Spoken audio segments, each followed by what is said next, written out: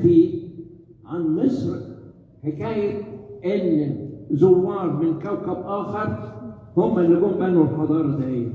بقول لهم ايه؟ حتى على فرض البرديه دهيت، انما اللي مكتوب فيها ايه؟ امرت بتسجيل هذه الظاهره النادره، وحط تحت نادره دي 100,000 خط عشان تعرف ان ده هي حاجه، يعني لو كانوا سكان كوكب اخر هم اللي عملوا الحضاره دهيت مش هتبقى نادره، لان هيبقوا معانا ليل ونهار.